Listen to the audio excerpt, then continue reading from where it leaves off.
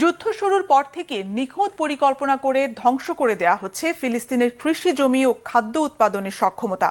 অবরুদ্ধ গাজাকে মাটির সঙ্গে মিশিয়ে দেয়াই যথেষ্ট না, বেঁচে থাকার জন্য ভবিষ্যতে যেন দানের খাবারের উপর ফিলিস্তিনিদের এমন ষড়যন্ত্র বাস্তবে রূপ দিচ্ছে ইসরায়েল।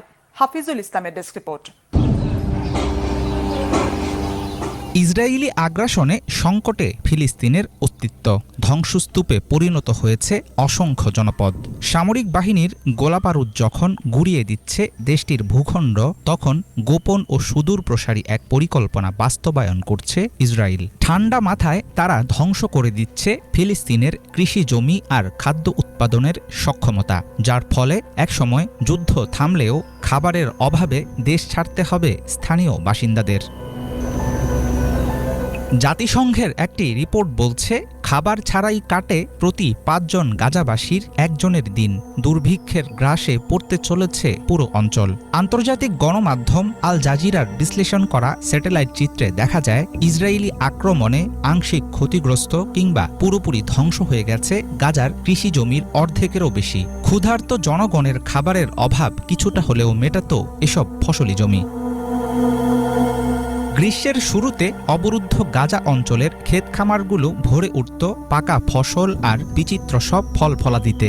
গত ৯ মাসে বদলে গেছে সেই চিত্র।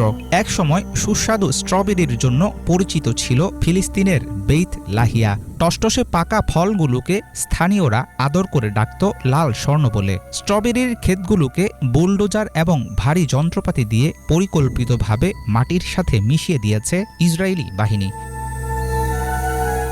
ডেইর আল বালাহ গাজার বৃহত্তম কৃষি উৎপাদনকারী অঞ্চল। খেজুরের জন্য বিখ্যাত হলেও এখানে চাষ হতো কমলা ও জলপাই।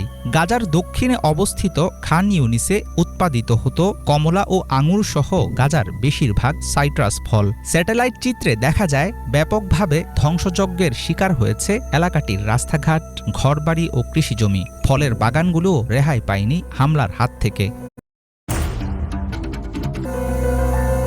রাফা হচ্ছে অবরুদ্ধ গাজার সবচেয়ে দক্ষিণের জেলা। যুদ্ধের আগে এটি ছিল ২.৫ লাখের বেশি মানুষের বসতি। এখানেই অবস্থিত বিখ্যাত রাফা ক্রসিং। মিশরের সাথে সংযুক্ত এই ক্রসিং ছিল বহির্বিশ্বের সাথে সংযোগের গুরুত্বপূর্ণ একটি মাধ্যম। রাফার দক্ষিণ পূর্বে কারেম আবু সালেম ক্রসিংয়ের অবস্থান। এখানকার সীমান্ত দিয়েই বাইরে পাঠানো হতো গাজা ভূখণ্ডে উৎপাদিত বিভিন্ন পণ্য। এই অঞ্চলটিও গুড়িয়ে দিয়েছে ইসরায়েল। ফিলিস্তিনিদের খাদ্য নিরাপত্তায় গুরুত্বপূর্ণ ভূমিকা রাখে গাজার ৪,০০০-এর বেশি জেলে। কেন্দ্রীয় পরিসংখ্যান ব্যুরোর তথ্য বলছে, ২০২১ সালে প্রায় ৫,০০০ টন মাছের যোগান এসেছে জেলেদের কল্যাণে। যুদ্ধ শুরুর পর থেকে ইসরায়েলের অনুমোদন করা ২২ কিলোমিটার সমুদ্র এলাকায়ও যেতে পারছেন না স্থানীয় জেলেরা। স্যাটেলাইট চিত্রে দেখা যায়, হামলায় ব্যাপকভাবে ক্ষতিগ্রস্ত হয়েছে গাজার প্রধান মৎস্যবন্দর।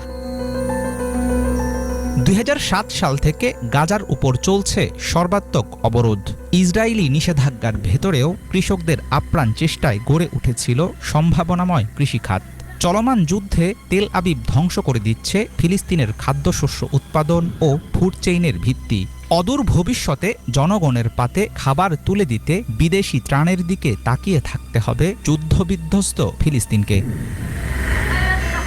হাফিজুল